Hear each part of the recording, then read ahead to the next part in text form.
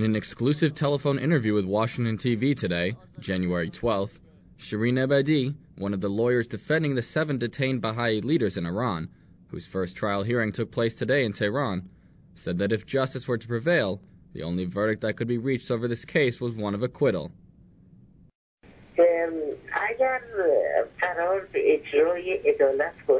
If justice is to be carried out and an impartial judge should investigate the charges leveled against my clients, the only verdict that could be reached is that of acquittal.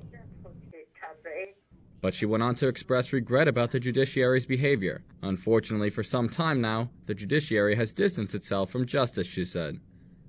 Ebadi, a Nobel Peace Prize laureate, also criticized the manner in which today's hearing, which was the first session of the trial, was staged behind closed doors.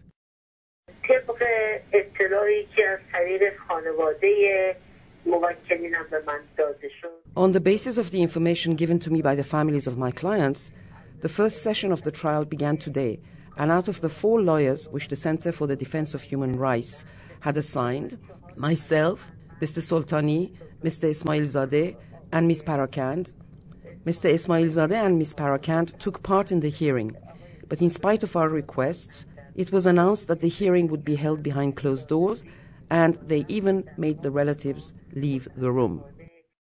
Ebadi explained that her clients have been convicted of spying for America and Israel, acting against national security, and engaging in propaganda against the Islamic Republic system.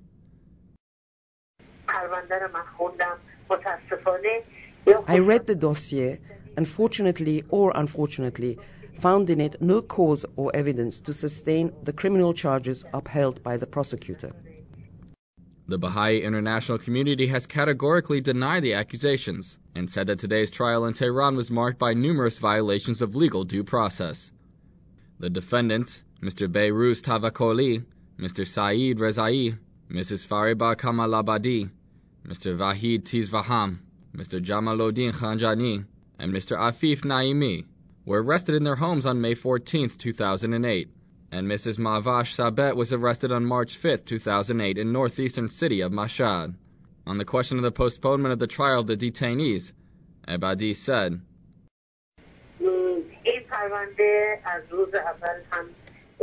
"This case was set up wrongly from the start. That is, my clients should have been released immediately. This delay, which has lasted up to now, contravenes the laws of the Islamic Republic of Iran."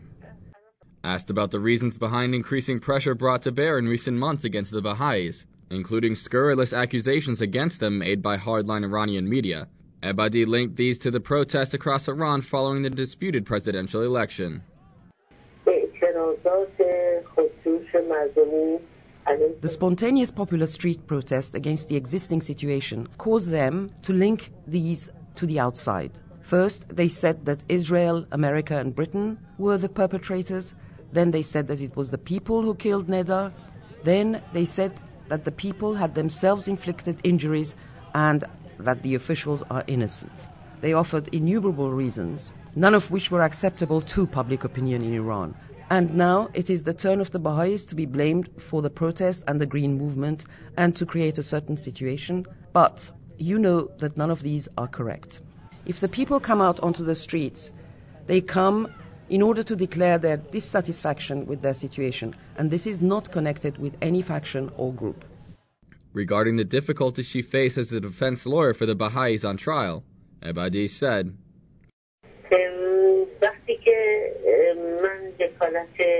"When I and my colleagues accepted to act as their defense lawyers, they had not been allowed to see their families for over a year.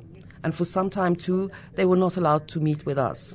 After a year and a half, when the investigation ended, I and the rest of the lawyers were permitted to read the dossier, and we met them on one occasion in prison."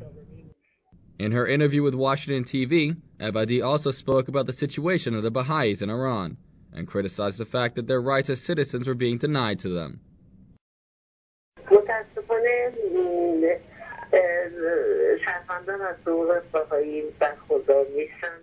Unfortunately, the followers of Bahaism do not enjoy their rights as citizens. This includes the right to work in government offices, the right to obtain a permit to operate a business, or the right to set up different educational establishments.